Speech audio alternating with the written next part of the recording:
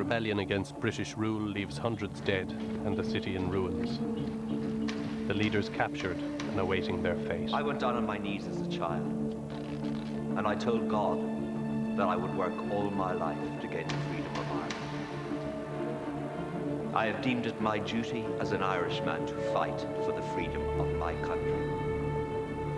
The rebels were tried in secret, records concealed for nearly 90 years. But now the courts-martial files have emerged, showing what really happened behind closed doors. The accused did take part in an armed rebellion and in the waging of war against His Majesty the King. The fate of the rebels and of Ireland had been placed in the hands of one man. The decisions he would take over the next 2 weeks would change forever the course of our history. General Maxwell seems to be there to make a point that the rebels were going to be absolutely flattened. You are washing out our whole life work in a sea of blood! Ready? There had to be a firm response. Treason! The picture which developed was that this man wasn't going to stop. Fire!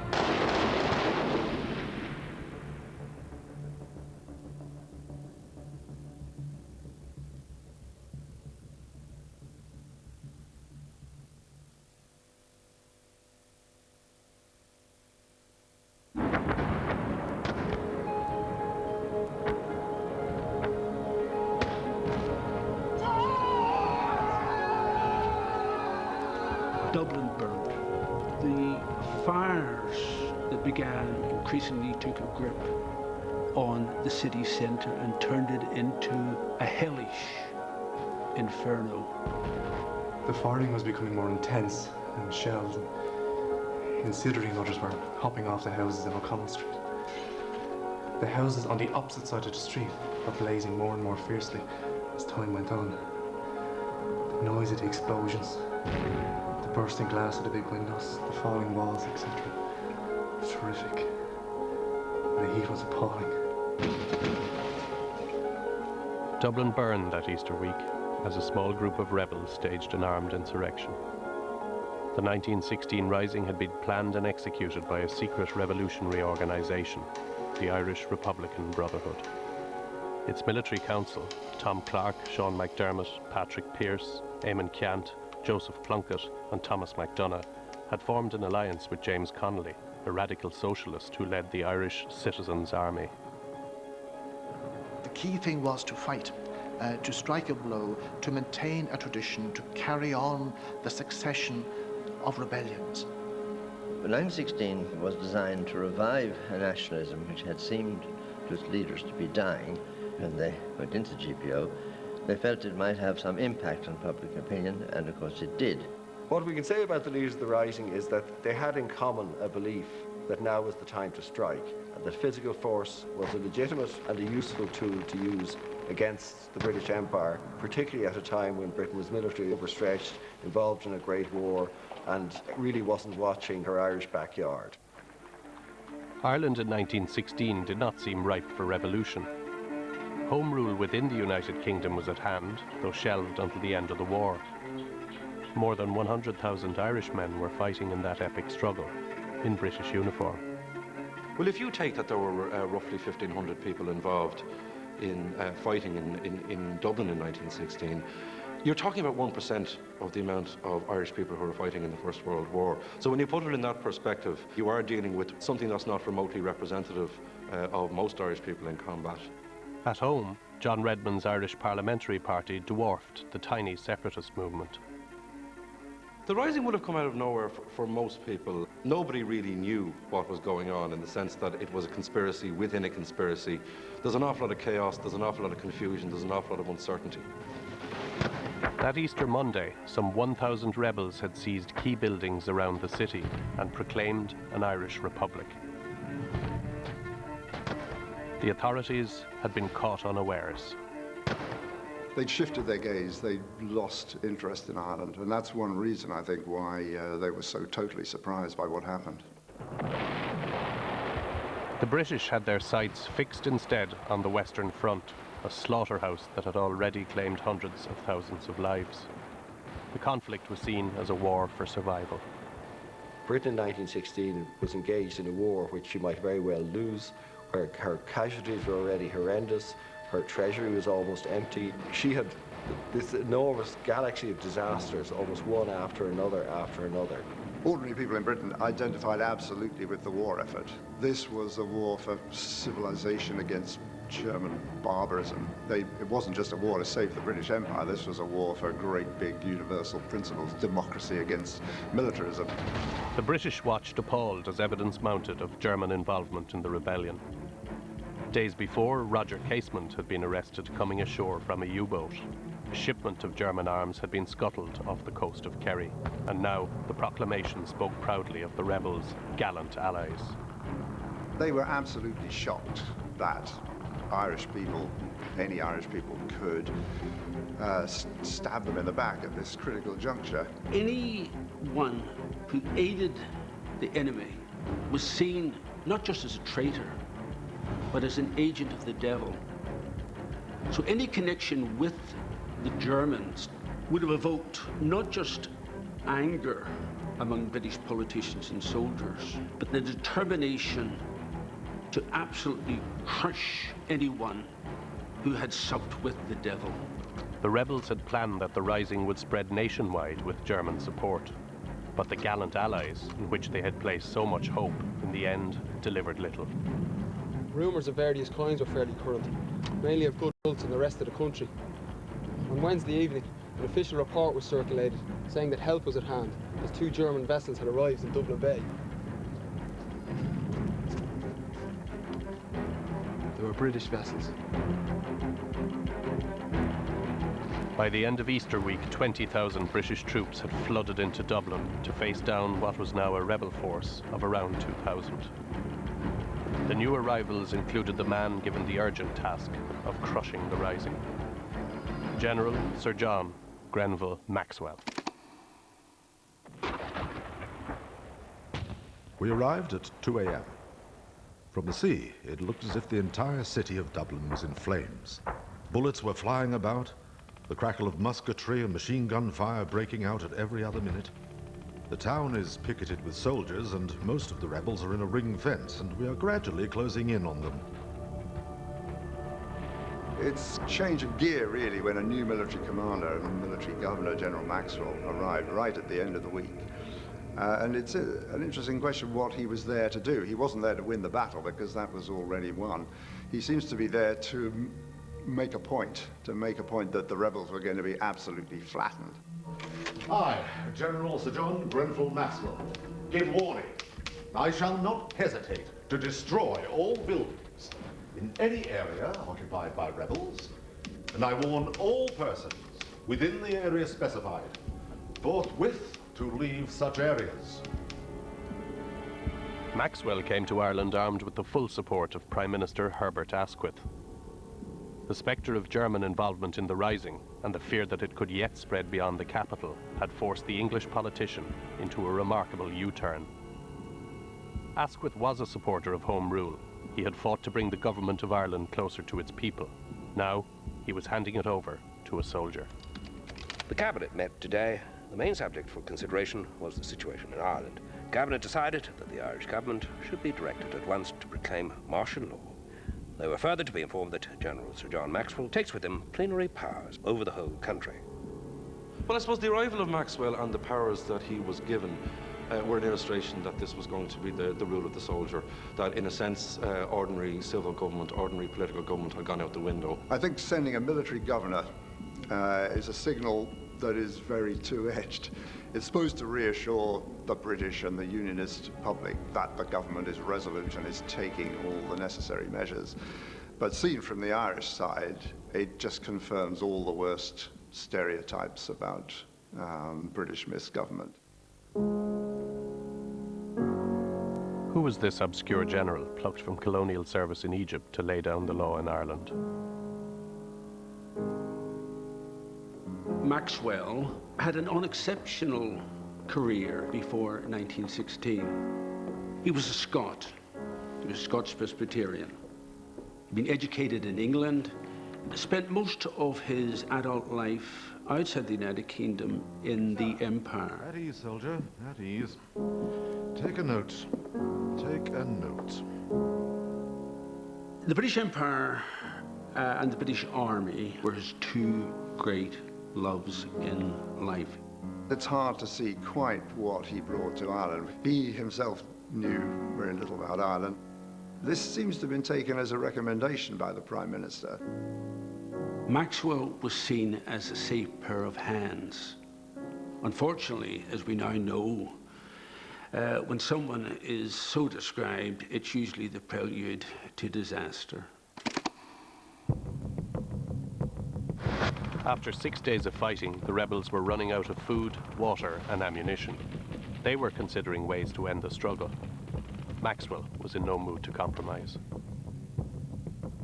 Well, General Maxwell was adamant that, as he put it, they had to throw themselves on the mercy of Great Britain. There was going to be no question of a negotiated settlement or anything like that. It was unconditional surrender. General Maxwell knew he had the upper hand. In order to prevent the further slaughter of unarmed people, and in the hope of saving the lives of our followers now surrounded and hopelessly outnumbered, the members of the provisional government present at headquarters have agreed to an unconditional surrender. The rebels were beaten, but for Pearse at least, this was not defeat, merely the end of the first act. He calculated that they had done enough to provoke harsh reaction from the British. From that would spring ultimate victory. As the dust settled, the centre of Dublin lay in ruins. Perhaps 450 people had been killed, the majority ordinary civilians. As the rebels were marched to captivity, some ran the gauntlet of angry crowds. It was a very warm morning. The sun was shining brightly. The streets were deserted until we came within sight of the barracks, where we were greeted with screeches of abuse from a crowd of women who were dependents or followers of the British soldiery.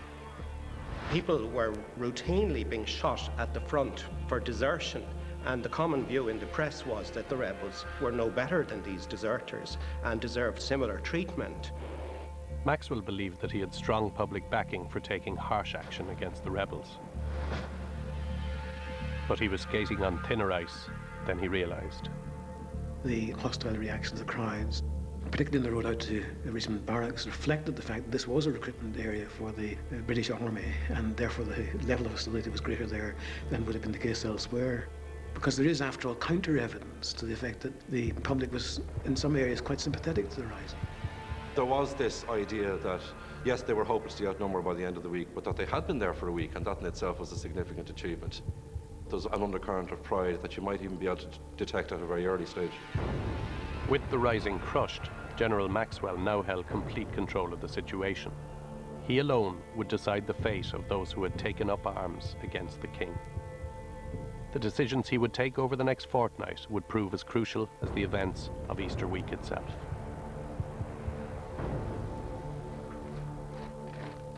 A lot of the senior figures and the ordinary rank and file, as they were marched away and as they went through what judicial process there was, it had hanging over them, for all they knew, the probability of death.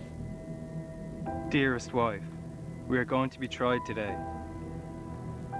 I'm afraid it is all up with me. I hope poor Tom is alive. I heard he was shot.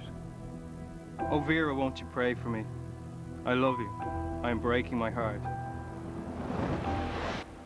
It's clear that when Maxwell arrived, he thought that his brief was to shoot a fairly substantial number of the rebels, and he wanted to hold what are called drumhead courts-martial, which have no legal proceedings at all, really, and that's what he thought martial law meant. He was dissuaded from that right at the beginning, and what they settled for was a sort of quasi-legal proceeding. Maxwell opted to try the rebels by Field General Courts-Martial, a military court designed for speedy sentencing. Nonetheless, it meant that dealing with the rebels would take weeks and not days, time for public anger at the rising to subside and for sympathy to grow. In the Field General Court-Martial, what was required were 3 officers to act as the judging panel, one of them to be the president of the court and have a rank not lower than the rank of captain. None of them had to be legally trained. To get a guilty death sentence verdict, you had to have a unanimous verdict, and the confirmation of that verdict would be up to Maxwell's discretion. 185 prisoners would be tried at Richmond Barracks in Chicor in early May 1916. Maxwell now made another crucial decision. The trials would be held behind closed doors. Maxwell makes a decision to keep the court-martials, the whole question of how they were going to respond to it, secret. Maxwell, I think, never considered the possibility of having them open. Just having courts-martial at all was a concession on his part. I think the reasons why Maxwell was so keen to hold the court-martials in secret was, first of all, he felt that the witnesses would be more willing to come forward and give more open in their evidence. In addition to that, also, he was uneasy about the idea that his every decision should be scrutinised and should be open to public gaze. Well, the fact that the court-martials were secret shrouded the whole thing in a mystery which certainly had some impact on public opinion. Maxwell's courts-martial were to remain secret for nearly 90 years, fanning dark rumours about what went on behind closed doors in Richmond Barracks. In recent years, however, the courts-martial records have been quietly released by the British government.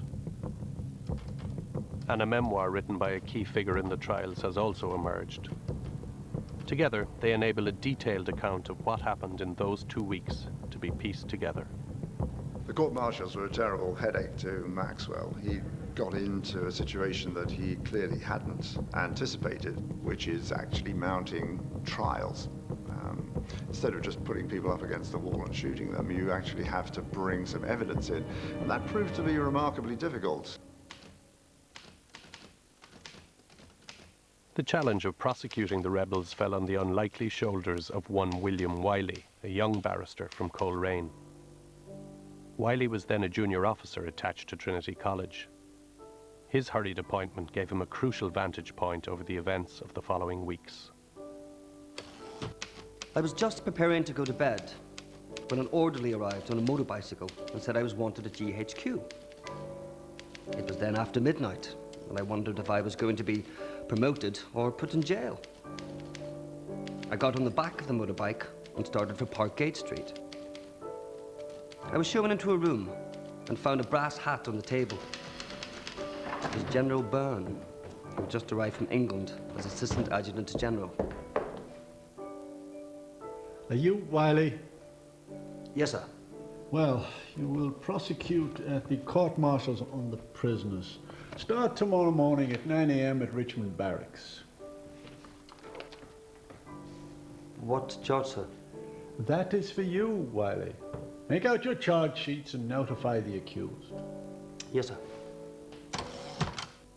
Not much sleep for me that night. Next morning, I attended at Richmond Barracks and found General Blackadder presiding over the court. I had no idea what to expect, what the formalities would be, what procedures would be in place. Lieutenant Wiley, sir, reporting for duty. The courts-martial were underway within 3 days of the surrender. Maxwell directed that the accused could not call their own witnesses and would have no one to act in their defense. The brief hearings began with prisoner number 1. Pierce was the first. I'd never seen him before. He was a schoolmaster, I believe, and looked like a decent chap. The accused is charged, did an act to wit, to take part in an armed rebellion and in the waging of war against His Majesty the King. There was a lot of evidence against him, apart from the fact that he'd been OC, the rebels in the GPO. He'd been in close touch with Casement, and the letters were found on him showing this. Of assisting the enemy. How does the accused plead? Not guilty. Let the record show that the prosecution calls Sergeant G. Goodman, multi-press at staff call. When I'd finished with the evidence against him, I asked him did he wish to make a statement. He said he did. I made a very eloquent speech of what I always call the Robert Emmet type. I went down on my knees as a child, and I told God that I would work all my life to gain the freedom of Ireland. I have deemed it my duty as an Irishman to fight for the freedom of my country. I admit that I have organized men to fight against Britain. I admit having entered into negotiations with Germany. We have kept our word with her, and as far as I can see, she has done her best to help us.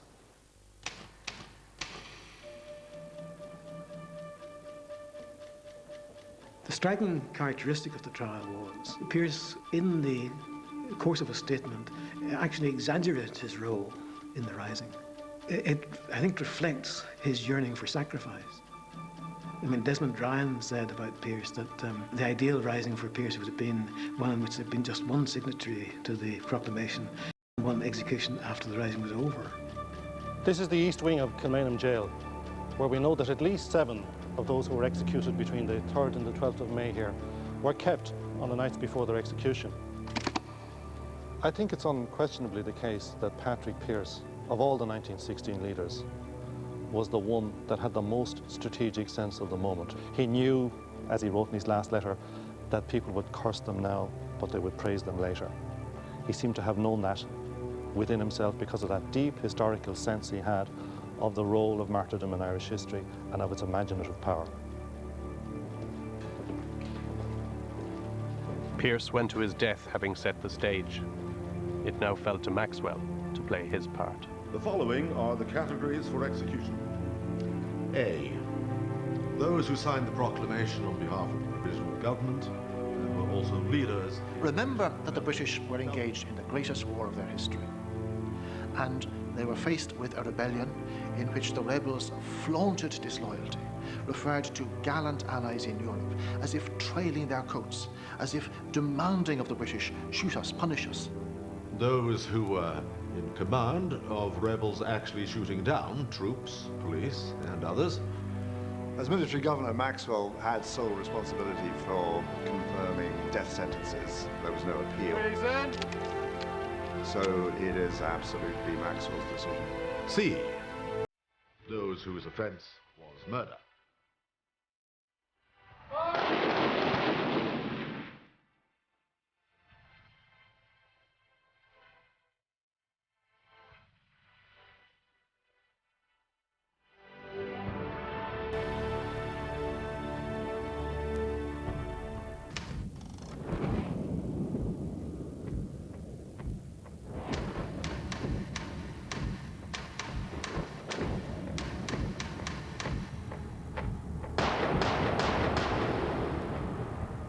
I mean, the idea of these shots ringing out in Dublin, how many days is it going to last? Who's been shot this time? How many have been shot this time? Information is seeping out very slowly.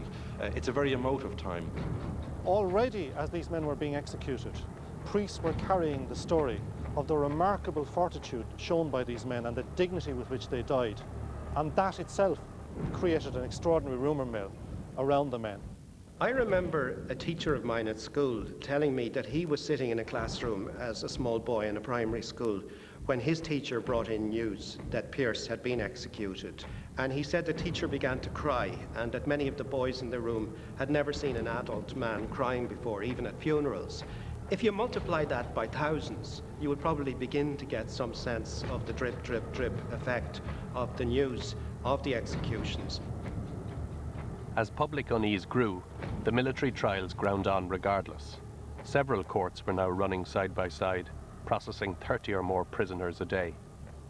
The proceedings seem to have gone ahead like everything else on quite an ad hoc basis. They hadn't really decided the rules of evidence. They hadn't got enough witnesses. I was working at Arbor Hill Detention Barracks on May the 1st. I saw the accused writing the letter now produced at the court. The way that the evidence is presented and interpreted certainly suggests that nobody who was fingered as being in the first rank of the rebel leadership was going to get off. By his own account, William Wiley strongly protested at the legal corners being cut in the trials, and he made his concerns known to General Maxwell himself. On several occasions, he asked me to dine with him at the Royal Hospital where he was staying, and always cross-examined me for about an hour after dinner about court-martials, etc. I think some of my answers must have surprised him somewhat. Wiley suddenly catapulted into a position of really tremendous influence because every day he's meeting with Maxwell to decide on the prosecution policies. He took it all, however, and made a great impression on me as a most able administrator.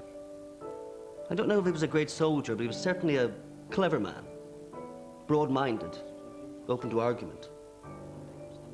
He developed quite a respect for Maxwell's intelligence. He saw him as quite a formidable forensic mind. But in terms of developing an intelligent response, I don't think either of them actually spent a lot of time thinking about the political implications of what they were doing. Even as the first prisoners were being shot, the Prime Minister was urging caution on Maxwell. Greatest care should be taken that the extreme sentence is not carried out except on proved ringleaders or persons found to have committed murder. Every day, the military courts were handing out death sentences. It was up to Maxwell to decide who would be shot and who would be shown clemency. But the General's definition of ringleader was often hard to fathom. It's not clear why some were selected and others were reprieved. Amongst those executed were a number of people who weren't considered leading figures in the separatist movement, who weren't considered to be instigators of the rising. Willie Pearce is one example where the assumption is that his death sentence was confirmed largely because he was his brother's brother. In the case of Willie, I think there's a very poignant story there. If he had had a defence, it would have been so easy to point out that he was not a commander. He wasn't part of the command structure of 1916. How does the accused plead? Guilty. Willie, the only one of the 15 to plead guilty at his court-martial. Why? His mother, on being informed that Patrick had been executed on the morning of the 3rd of May, immediately responded by saying that life will be unlivable for Willie without Pat. It is unthinkable that he could live on without him.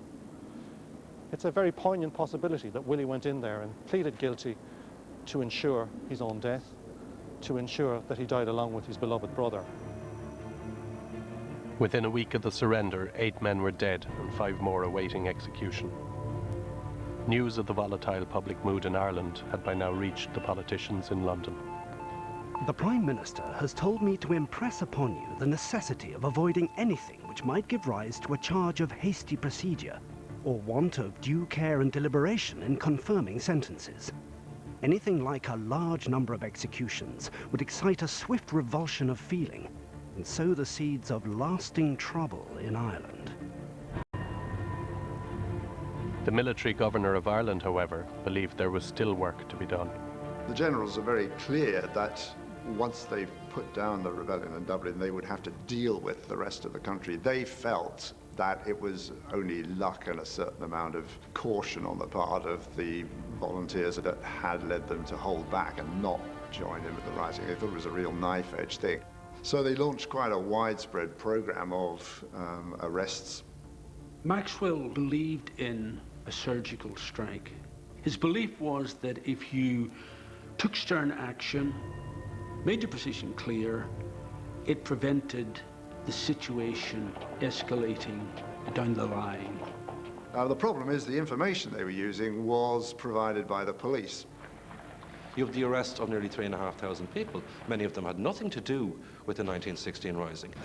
There may have been people who were listed on police files from the early 20th century who, in their youth, may have been involved in general blackguardism of one kind or another. Many of these were now eminently respectable middle-class individuals. There's no doubt that many of these 3,000 people arrested are quite moderate nationalists who probably had been more like Redmondites, supporters of Home Rule rather than separatists. But they're treated as virtually as criminals. You have the reaction of the moderate nationalists, constitutional nationalists, who are literally putting their head in their hands with frustration at what they know is going to happen after this, you know, the aftermath of this. We must rely on the well-known high character of Sir John Maxwell. And that is the sole protection that any man in Ireland has for liberty or any of the ordinary rights men are supposed to enjoy in a civilized country. Talk of the well-known high character of Sir John Maxwell. I must confess, I never heard of him before in my life.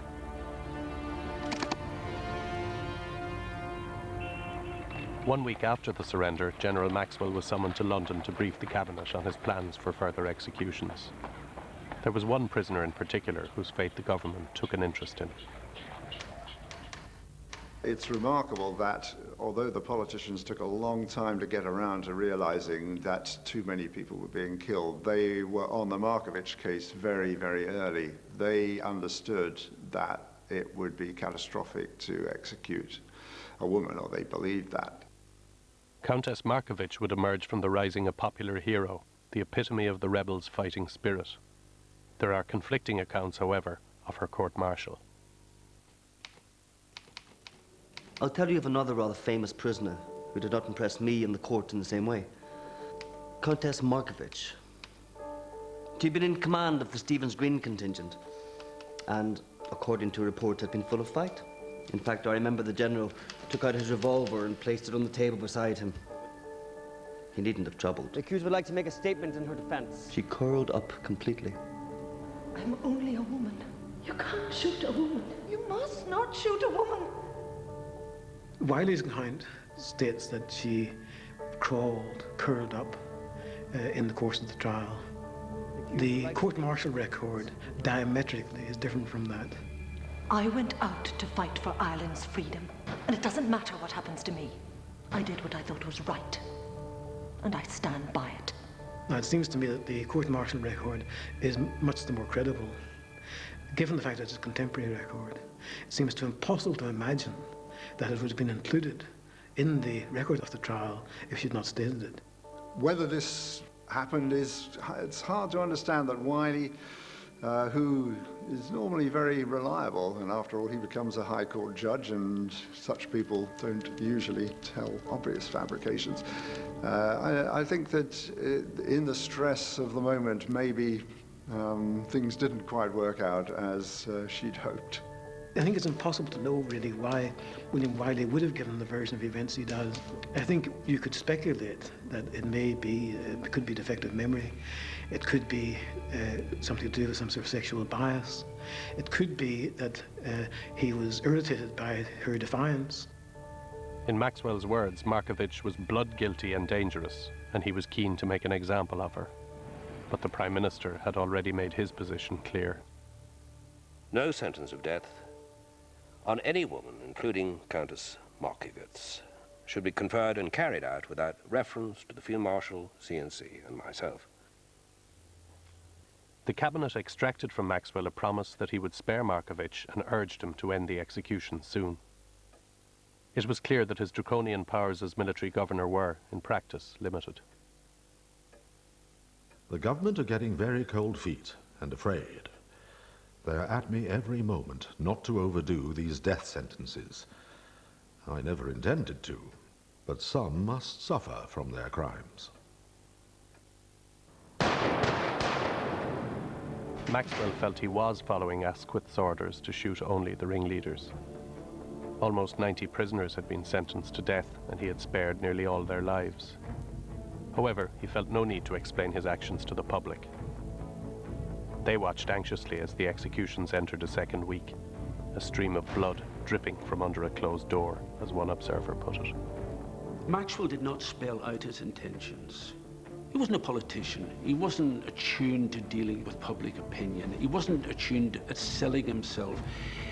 He wasn't attuned to the complexities of Irish politics. So the picture which developed was that this man wasn't going to stop. General Maxwell was somebody who didn't understand Ireland. He was somebody who was bemused, I suppose, by the reaction of the Irish people to his policies, to the executions and so on. There were all sorts of rumours going around about Dublin about who was going to be next. About the end of the first week in May, I was crossing the square at Richmond Barracks, and I was hailed by Maxwell. He was in a bit of a splutter. Who is next on your list? Somebody called De Valera, sir. Who's he? I haven't an idea. I don't know much about him. He was in command at Boland's Bakery in the Ringsend area. The way the process of executions petered out is quite mysterious. The next up would have been Eamon de Valera, who undoubtedly, on the kind of evidence that had been used to convict others, would have been executed. I wonder, would he be likely to cause much trouble in the future? I wouldn't think so, sir. I don't think he's important enough, from what I hear. If I'd answered differently, if I'd told Maxwell that de Valera was important, he would certainly have gone the way of the others. I told the truth. What I knew at the time. But my God, was I far off the mark. Wiley believed that it was him saying to Maxwell that he believed that de Valera wasn't a very significant figure that tipped the balance. But I think it's more likely that the whole process has just got stretched too far. Maxwell finally is getting the message that the process has to be stopped. So de Valera was lucky, I guess, that he wasn't in one of the earlier batches. The history could have been a little bit different. Confusion over de Valera's citizenship had perhaps bought him valuable time, but a definitive explanation for why he was spared may never be found. When the courts-martial records were finally released, one file was missing: Eamon de Valera's. The accused is charged, did an act... By the middle of the second week of trials, only 2 prisoners still faced execution: Sean McDermott and James Connolly, who had been seriously wounded during the fighting. Asquith now attempted to call off the firing squads. The Prime Minister directs that no more executions are to take place till further orders. Asquith was facing pressure from inside Parliament. The Home Rule Party had watched aghast as public sympathy for the rising grew. They feared that their party, and not the dead rebels, would be the ultimate casualties of Maxwell's rule. As to the continuance of martial law, military rule, searches, and wholesale arrests that are being made right now in various districts of the country. Dillon would have been very well aware of how Irish opinion would react. That even if public opinion had been hostile to the rising, that would all change with the executions, because people are emotional, and people react to events like that in a way which we could predict, but which Maxwell didn't predict and Asquith didn't predict. The first rebellion, for the first time in the history of Ireland, where you had the majority on your side. John Dillon went to the House of Commons and told the massed ranks of MPs that despite his disagreement with everything the rebels had done, they were brave men. And then he turned to the Conservatives and said, it would be a damned good thing for you Englishmen if your soldiers fought as well against the Germans as these men did in Dublin. We are held to odium as traitors by the very men who instigated this rebellion. And our lives have been in danger hundreds of times during the past 30 years because we endeavored to reconcile these two things.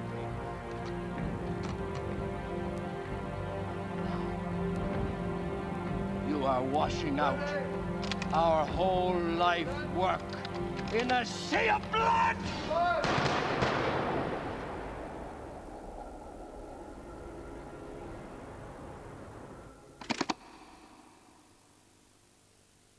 The deaths of James Connolly and Sean McDermott brought to a close 2 weeks of executions.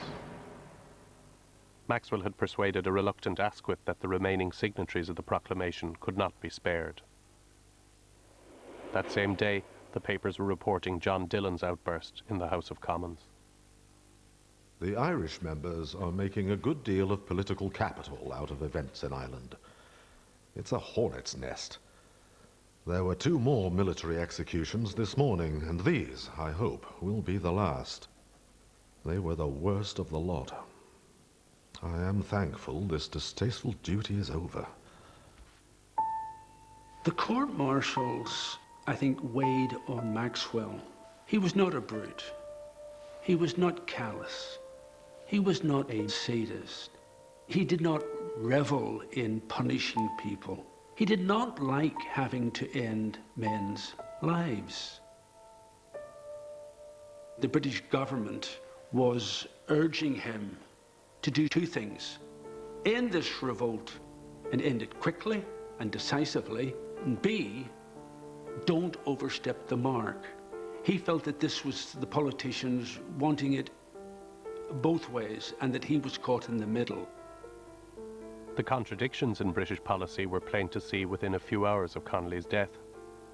The Prime Minister himself now hurried to Ireland to take charge of the situation.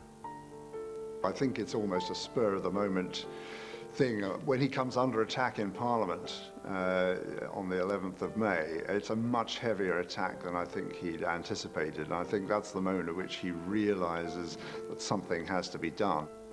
He arrives in Dublin, and once he's there, then of course the whole balance of authority changes with the Prime Minister in town. There was a huge number of prisoners at Richmond Barracks. Asquith came along and interviewed a number of them and expressed the opinion that they were all very fine fellows, had fought a clean fight and acted like gentlemen, and ordered that they be treated of the best. His order was taken literally by the chief cook. We had ham and eggs for breakfast, tins of jam, genuine butter and porridge. Perhaps there's an element of the good cop, bad cop, Maxwell being obviously the bad cop. Here's somebody who's coming over now to show a more tolerant side of British rule in Ireland, that we are interested in a political solution to this problem. There has, after all, been a commitment made to Home Rule. Home Rule is on the statute books. It's suspended for the duration of the war. There is a political context to this. So there's an attempt, perhaps, to move things back to the centre. Asquith spent a fruitless week in Ireland, hinting at an early end to military rule, but it was perhaps already too late. The executions had served only to heighten the powerful symbolism of what the rebels had done in Easter week. Particularly because the rising took place at Easter, you get the suggestion that this was some sort of a festival of extreme Catholic piety put together with extreme nationalism. Very soon, extraordinarily well-attended public masses and memorial masses for those executed here were happening. By midsummer, late autumn, the authorities were already confiscating postcards of these men. They produce Pierce almost in a pieta pose, or they have, pictures of fellas with rifles beside images of the Virgin Mary. There was a reference to a prayer being said to St. Pierce by young children on the streets of Dublin in those couple of weeks afterwards. These names are suddenly assuming a currency that they didn't have prior to 1916. There is quite a bad feeling against England and the English growing here. Some priests are really intensely disloyal. The rising generations of Irish are more bitter than their predecessors. Although the rising was now suppressed, Maxwell remained military governor of Ireland for a further 2 months. He had time to make one last mistake. General Maxwell gets very fed up with Irish priests, and he makes a reference at one stage to the sermons that the priests are giving as fanning the flames of sympathy. Very ill-advisedly, he took the church on to try and get these disloyal priests to shut up. Evidence really of his inability to grasp what he was up against comes when he demands that some disloyal priests be disciplined by their bishop. The Bishop of Limerick, Thomas O'Dwyer, wrote an open letter to Maxwell denouncing his administration of Ireland as the worst that Ireland had experienced. He used very strong language about General Maxwell. He referred to the fact that you have inflamed the conscience of the Irish nation. He referred to him at a later stage as a brute, and he was very contemptuous. It's a terrible own goal, I think, from Maxwell's point of view. He reaps a ghastly public relations disaster out of it. Moderates around the country felt, well, maybe the bishop is right. Maybe the British have gone too far. Maybe those Republicans who are complaining about the executed rebels do have a point. The bishop's belt to the crozier was another sign that tacit support for the rebels was extending throughout Irish society. The special branch report umpteen examples of straws in the wind as to how the tide of opinion was changing. The shouts of "up the rebels" at railway stations by young men, increasing numbers of displays of Republican flags. One of the clearest indications that public opinion was changing was in the reaction of cinema audiences to the newsreel footage shown on screen, where they burst into applause to support the actions of the rebels, when of course they were supposed to be outraged at the death and destruction which the rising had caused. Maxwell could see as well as anyone the change in public opinion. He could not, however, understand it. The executed leaders have become martyrs, and the rank and file, patriots. Maxwell becomes increasingly baffled by the public reaction and the way that the people are clearly turning away from what had been done. He can't understand why there seems to be so much growing sympathy for the rebels, who in his idea are traitors and criminals. There is little sympathy for the civilians, police, or soldiers who were murdered or killed in the rebellion. He took it to heart. He really did feel that people were willfully misunderstanding his reasons for what he was doing. Generals just don't usually have to deal with public opinion, and people don't talk back in the army, even if you make mistakes. When you're suddenly having to deal with public opinion red in tooth and claw, it's a pretty frightening and disorienting experience. And yeah, I think Maxwell became a very unhappy man. I am getting dead sick of this job. I will be the best hated man wherever there are Irish, and I should not be surprised if I were chucked over any day by Asquith & Co. At the end of July 1916, Asquith finally restored civilian government to Dublin Castle. Maxwell remained in Ireland for a few more months as Commander-in-Chief, but he had outlived his usefulness. As I have endeavoured, more than once both publicly and privately, to make clear, the government are greatly indebted to you. The Northern Command in England is about to be vacated, and I propose you should undertake it. Beyond a certain stage, Asquith was fed up with Maxwell, felt he'd served his purpose.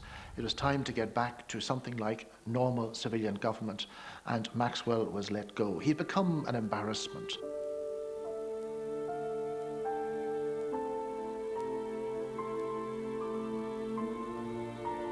Maxwell left Ireland a very disillusioned man, effectively demoted to the Northern Command, a kind of backwater really in Northern England, refused the honours and the jobs to which he felt, I think, entitled, and really the fall guy for the failure of British policy in Ireland.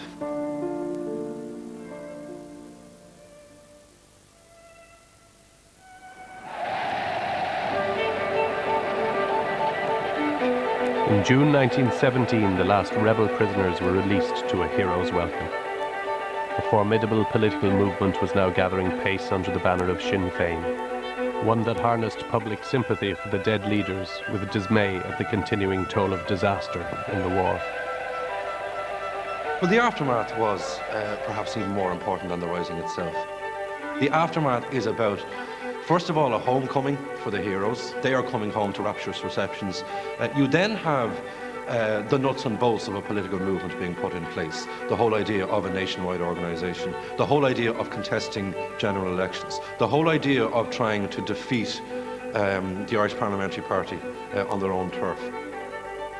The Parliamentary Party is running out of road very rapidly as a result of 1916, and there's a rather undignified scramble to try and push Home Rule through to show that something could be rescued from the wreckage, but that broke down just as it had done before the war. So within a year, I think you could say the Parliamentary Party has lost most of its political credibility, and that's Britain's main support in Ireland. So I think from that kind of standpoint, it's a complete disaster.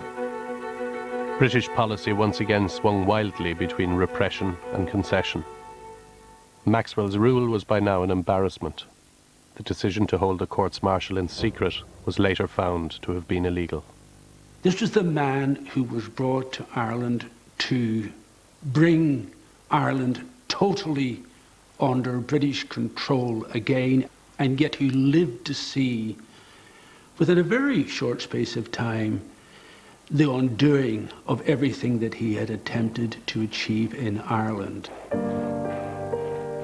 Within a few years of the Rising, British troops were gone from most of Ireland. It was a critical blow to an empire that Maxwell had served faithfully all his life. He died in 1929, shouldering the blame in some quarters as the man who lost Ireland. Under the circumstances, since he was the man effectively running Ireland, he would get the blame if things went badly. He will get the credit if things went well, which they didn't. So he could be seen as the fall guy, but he was the man responsible, the man who made the decisions, seen by most Irish people as brutal decisions. There are very few people who would have sympathy for General Maxwell. He seemed to be just another in a long line of British military members who simply did not understand Ireland. Having said that, he was also a victim of the failure of British government in Ireland prior to 1916. Because on the one hand, he was being told he could do whatever he wanted. On the other hand, he was told that there was a certain line he couldn't cross, that some things were not politically acceptable.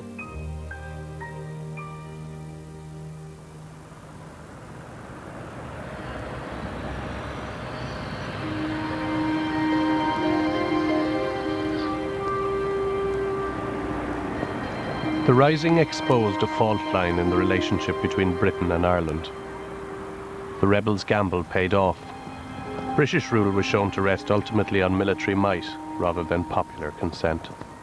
I think the question of whether the British could have reacted a bit more cleverly has always been raised.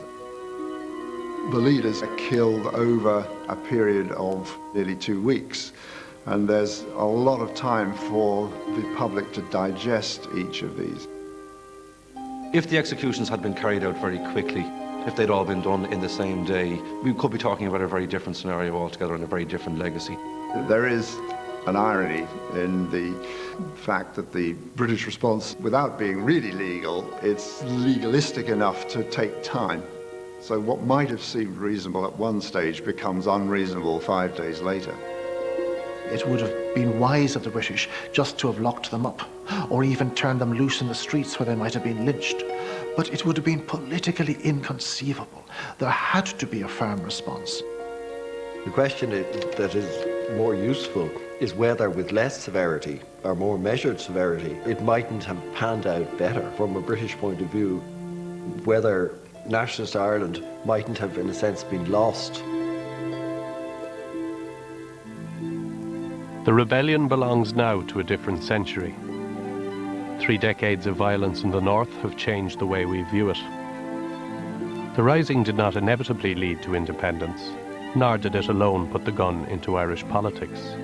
Yet there are few other moments in our history as significant as those 3 weeks in 1916. The executions did have a profound effect, but those who initiated the Rising expected to be executed and believed that that would create the result which they sought, which was to revive Irish nationalism so that, in fact, Ireland would become an independent state. You can argue the merits of morality, well, they did, but the fact is that that was what they were trying to achieve, and they achieved it.